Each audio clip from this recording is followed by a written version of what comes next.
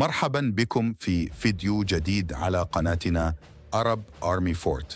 اعتمادا على مؤشرات تتعلق بالقوة العسكرية والسياسية والاقتصادية وكذا الثقافية، واستنادا إلى بيانات مجمعة من مصادر مختلفة، صنف موقع Insider Monkey الأمريكي المتخصص في التصنيفات وتحليل البيانات، المغرب في المركز الثالث ضمن قائمة بأقوى 15 دولة في إفريقيا خلال العام 2024. وفيما يتعلق بالمؤشرات الفرعية التي اعتمدها الموقع ذاته في وضع المغرب في هذه الرتبة، فقد جاءت المملكة في الرتبة الثانية على الصعيد الإفريقي في مؤشر القوة العسكرية، والرتبة السادسة ضمن مؤشر القوة الاقتصادية، فيما حصدت المركز الثالث علاقة بمؤشر القوة السياسية الناعمة، والرتبة الرابعة في مؤشر التأثير الثقافي.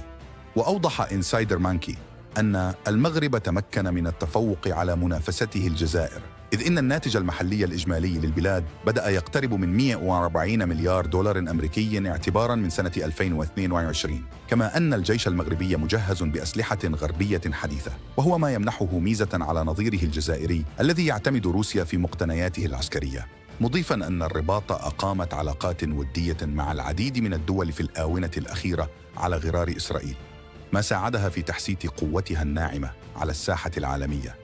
ولفت المصدر ذاته إلى أن مصنعي الأسلحة في الولايات المتحدة الأمريكية يراقبون سباق التسلح المستمر بين المغرب والجزائر، ففي حين عززت الأخيرة قدراتها بتوقيع صفقة مع موسكو في العام 2020 لشراء مقاتلات سوخوي 30، فإن الرباط بدورها تسعى إلى تأمين مقاتلات الشبح الأمريكية من الجيل الخامس التي تنتجها شركة لوكهيد مارتن، مشيراً في الوقت ذاته إلى توقيع المغرب مجموعة من الصفقات مع واشنطن حصل بموجبها على منظومة هيمارس. كما أعلن البنتاغون عن بيع أسلحة جديدة للمملكة كجزء من صفقة بقيمة 250 مليون دولار. وجاءت الجزائر في المركز الرابع خلف المغرب، إذ حصلت على المركز الثالث ضمن مؤشر القوة العسكرية والرابع ضمن مؤشر القوة الاقتصادية، فيما حصلت على المركز الخامس والسادس إفريقيا فيما يخص كلا من مؤشري القوة السياسية الناعمة والتأثير الثقافي على التوالي. وأشار الموقع سالف الذكر إلى أن الإنفاق العسكري الجزائري هو أعلى إنفاق دفاعي في القارة، إذ ركزت البلاد على بناء منظومة عسكرية قوية بسبب نزاعها الطويل مع المغرب. وتصدرت جمهورية مصر العربية التصنيف إثر حصدها المرتبة الأولى في جميع المؤشرات الفرعية التي اعتمدها الموقع الأمريكي ذاته، فيما عاد المركز الثاني لجنوب إفريقيا التي صنفت في المركز الخامس على الصعيد الإفريقي من حيث قوتها العسكرية، والثالث من حيث قوتها الاقتصادية، بينما تبوأت المركز الثاني ضمن مؤشري القوة السياسية والتأثير الثقافي. وعلى الصعيد المغاربي، وبالإضافة إلى كل من المغرب والجزائر، ضم التصنيف كذلك تونس التي جاءت في المركز السادس على الصعيد العام، والثامن ضمن مؤشر القوة العسكرية، والرابع عشر من حيث قوة اقتصادها الوطني، ثم ليبيا التي جاءت في المركز العاشر ضمن هذا التصنيف. كما ضمت قائمة أقوى الدول الإفريقية لهذا العام مجموعة من البلدان الأخرى، على غرار كينيا التي جاءت في المركز السابع، متبوعة بإثيوبيا التي حلت في المركز الثامن في التصنيف العام، ثم السودان الذي يعيش على وقع أزمة سياسية منذ سقوط نظام عمر البشير، حيث جاءت الخرطوم في المركز ال11، إضافة إلى الكونغو الديمقراطية وساحل العاج اللاتين جاءتا في المركزين ال12 وال13 على التوالي. استناداً إلى هذا التصنيف الذي أصدره موقع إنسايدر مانكي الأمريكي، يظهر أن المغرب يحتل مكاناً بارزاً في قوة إفريقيا خلال العام 2024. يأتي هذا التصنيف استناداً إلى مجموعة من المؤشرات التي تشمل القوة العسكرية والسياسية والاقتصادية والثقافية. في مجال القوة العسكرية يظهر المغرب في المرتبة الثانية على مستوى إفريقيا، حيث يتفوق على منافسه الجزائر بفضل تجهيز جيشه بأحدث التقنيات العسكرية الغربية. وفيما يتعلق بالقوة الاقتصادية، يحتل المغرب المرتبة السادسة في القارة، حيث يلاحظ النمو المستمر في الناتج المحلي الإجمالي. من جهة أخرى، يبرز المغرب في المرتبة الثالثة في مؤشر القوة السياسية الناعمة، حيث نجح في بناء علاقات دولية ودية، بما في ذلك العلاقات مع إسرائيل، مما ساهم في تعزيز تأثيره على الساحة العالمية.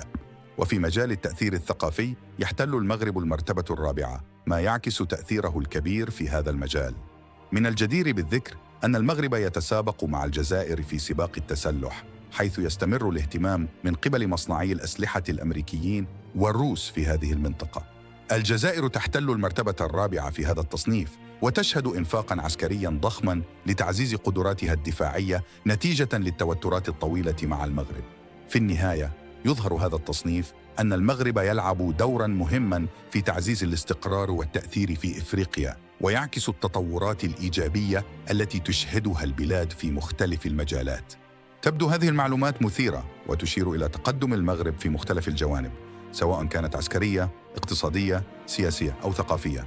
إليك بعض النقاط التي يمكن أن تكون ذات أهمية. 1. القوة العسكرية. تحسين البنية التحتية واستخدام تقنيات عسكرية حديثة يمكن أن يكون له تأثير كبير على القوة الدفاعية والردع، وهذا يعزز دور المغرب في المنطقة.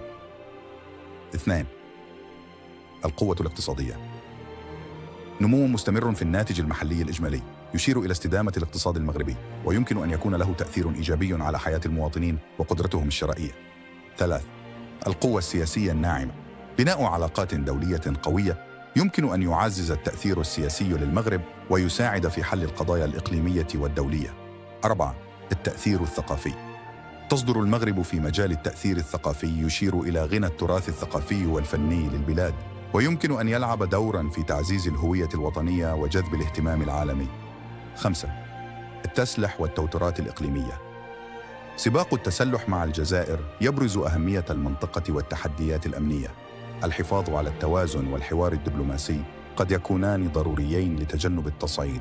من الواضح أن المغرب يعتبر لاعباً مهماً في ساحة الأمن والتنمية في إفريقيا، ومتابعة تطوراته في هذه الجوانب تظهر أهمية الدور الذي يلعبه في المنطقة. في الختام، نتمنى أن يكون الفيديو قد نال إعجابكم وأن استمتعتم بالمحتوى الذي قدمناه. لا تنسوا الضغط على زر الإعجاب إذا كنتم قد استمتعتم بالفيديو، وترك تعليقاتكم وآرائكم لنعرف رأيكم ونستمر في تقديم المحتوى الذي يلبي توقعاتكم. إذا لم تكونوا قد اشتركتم في القناة بعد، لا تترددوا في الاشتراك ليصلكم كل جديد. شكراً لدعمكم المستمر، ونتطلع إلى لقائكم في مقاطع الفيديو القادمة. في الختام، نتمنى أن يكون الفيديو قد نال إعجابكم وأن استمتعتم بالمحتوى الذي قدمناه. لا تنسوا الضغط على زر الإعجاب إذا كنتم قد استمتعتم بالفيديو، وترك تعليقاتكم وآرائكم لنعرف رأيكم ونستمر في تقديم المحتوى الذي يلبي توقعاتكم. إذا لم تكونوا قد اشتركتم في القناة بعد، لا تترددوا في الاشتراك ليصلكم كل جديد. شكراً لدعمكم المستمر، ونتطلع إلى لقائكم في مقاطع الفيديو القادمة.